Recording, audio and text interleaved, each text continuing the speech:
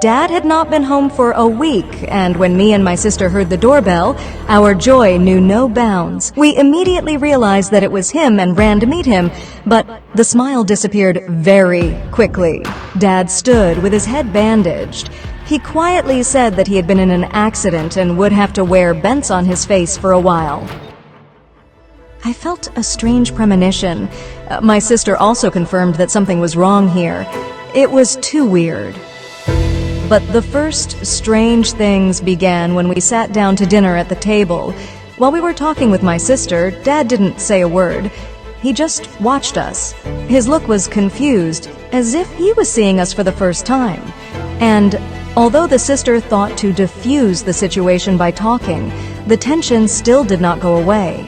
His silence became heavier, his gaze became angrier, as if he wanted to say something, but couldn't. And suddenly he did this. Our kind and sympathetic dad never did anything like that. We never saw him angry at all. My sister whispered what I was most afraid to hear. But I consoled myself with the fact that Dad simply did not have time to recover after the accident. Maybe he needs a break from what he's been through. We decided to draw him a picture to cheer him up a little. He loves such small gifts. We finished, and I ran to show him a drawing depicting our small family. I hoped this would make him happy. From his cold gaze, I realized that he was dissatisfied, and he tore the drawing we worked so hard on. And after that, all the puzzles began to converge. Is this really our dad? My sister and I had this plan. We had to wait until our so-called father took off the bandages, and we would find out if it was really him. When Dad was almost done, he apparently heard us and started screaming. I got hysterical and said that I know it's not my father. Casey suggested that it was time to call the police, and despite the fact that the man in bandages tore my phone out of my hands, the sheriff was very close. This man is pretending to be our father. We don't recognize our dad. Take us away from here. We repeated all this to the policeman over and over again, but suddenly Dad came in. He is the same as before. I couldn't believe my eyes. He confidently walked up to the policeman and whispered something in his ear.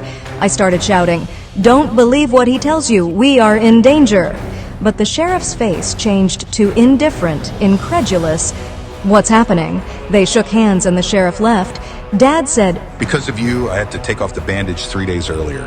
Everything became even more suspicious. Apparently everything is in cahoots.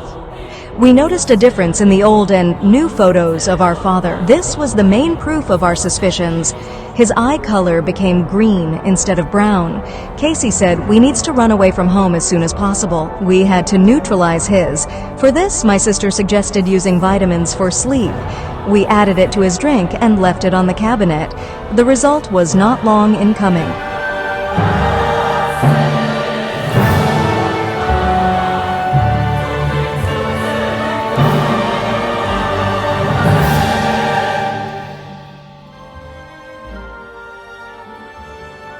Our new strange dad woke up on the terrace of our apartment on the 30th floor, where no one would hear him. We didn't intend to harm him, we just needed time to collect our things. The new dad began to resist and prove that he is the same as he always was. And I reminded him that his eye color had changed. "Don't trust anyone but me. Just go and look for the lenses in my pocket." Casey said that she would check the wallet that was lying not far from us, and at that time I would look after my father. My sister replied that there was nothing there. Now there is only one thing left, to pack your things as quickly as possible. Casey said that she would go away for a minute. Meanwhile, my father still did not let up. "Don't trust anyone but me. Just go and look for the lenses in my pocket." It's so good that I didn't refuse him because it changed the course of our history.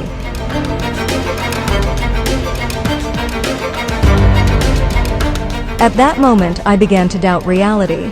For what purpose did my sister hide this? Is there really something unsaid that will put everything in its place?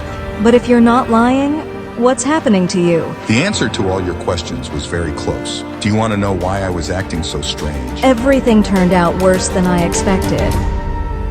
Then look at what is happening through my eyes. After you found out that your father and sister were in an accident, you experienced extreme stress. I blame myself for what happened, but your condition finished me off. I hoped that this was temporary, but you became more and more immersed in your fictional world, where everything ended well. Your drawing completely devastated me. You can't run away from reality. You have to admit to yourself what happened.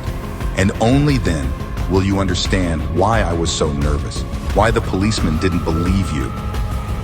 I also wonder, why was I lucky to survive that accident and not your sister Casey?